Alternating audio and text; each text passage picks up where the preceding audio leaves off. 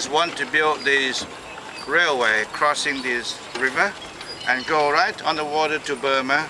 You know where we had lunch today? From that place, it's only one more station. That's the end of the line of this railway. Anyway, the reason they're doing that because they want to attack the British force and the American force based in Burma. So that's why, you know, they planned to build for 3 to 4 years, but it's only took 13 months to complete it. This railway, 415 kilometers altogether. You're starting from there in Bangkok and all the way, you know, down this way. Yes. So the trains still exist now. They're still operating from Bangkok back and forth, you know, once a day. But we still have another short, distance in between. Yes, they do. And that's very cheap. There's no second class, no first class, only the third class, you see. In other words, it's first come, first served. You get in there and then if you're lucky you can find the seats, otherwise, you know, that's... And the government just allow the local people to have a free ride from there to here because the people traveling can come here and they spend some money, so the money will go all everywhere, and then that's the way how they give the free ride. But it's very cheap. The train is very, very cheap in Thailand. Anyway, the river Kwai, they call it River Kwai in Thailand. Once a year, from the 1st of December to the 5th of December, sorry, to the 6th of December, they have the light and sound, you know, a festival here, the music, and also the bomb explosion. Then lots of people coming to visiting there because the weather is nice and cool. You know, we are here in Kanchanaburi, and this is the Tiger Woods' mother's land.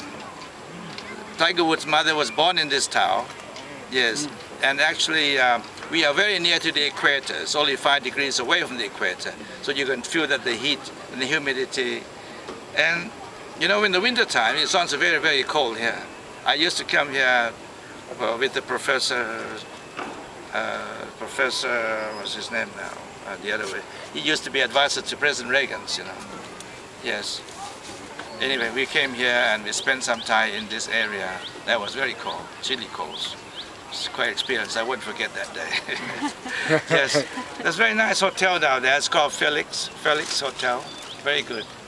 Yes, lovely rooms and everything is, let's say, 4.5 stars or 5 stars, and say that. See, and we can have a boat ride here. You know, when we have enough time, we're cruising along this river. They've got 3 rivers in this area. Further down that way, it's the one of the river run into the sea near to Bangkok that we came over the bridge today. I didn't wake you up because some of you fell asleep. I don't bother you. Yes, when you go up there, it's so strange, you know. The 2 rivers join together. One color of one river is one different color. The other one is blue, the other one is browny color. It's very funny things, you know, that we can see up there. Yes, 2 colors river. Yes, and there's lots of mountains that you can see. Lots of mountains around, you know. So this is one of the last provinces on the border between Thailand and Burma. They call it Kanchanaburi. It's a long name, but it actually means the city, or the city of gold. Kanchana means gold, and Buri means city. Because they got many minerals here, lots of minerals. Anyway, but the most precious stones is come from the eastern part of the country, from Chanthaburi, 300 kilometers away from Bangkok. They still got a lot there, sapphire, blue sapphires, and rubies, and all this beautiful stuff. Yes, Thailand's got lots of minerals.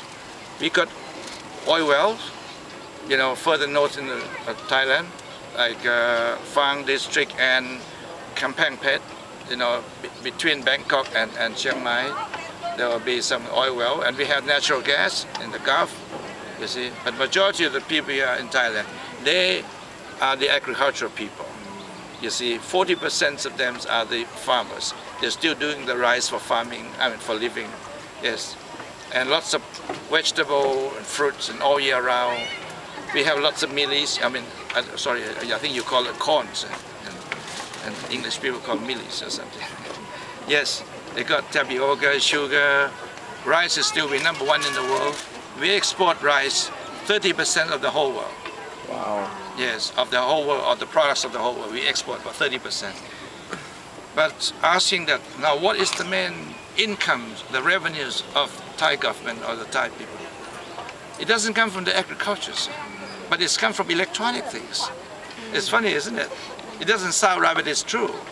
If you go out to the other part of the city, you see lots of factory, electronic things, and like fan, TV, computer machines, all locally made. I mean, the franchise of the, like Japanese firms and the Europeans and from Scandinavia and everywhere, America, England, yes, and lots of them. So this is what actually the main incomes of the Thai people, Thailand. Asking how was the economy now? Okay, it's all affected, as you understand it. See, the world recession now, I think it's affected everywhere. According to the rate of the the inflation this year, at the moment it's gone up to 4.7% this year. So I think we worried that if one day it reached to 6%, I think the people in Thailand is going to lose a job for at least 2 million people losing their jobs. Is that the trend coming? I think so. Yeah? Shall we run? Shall we go? Should we run?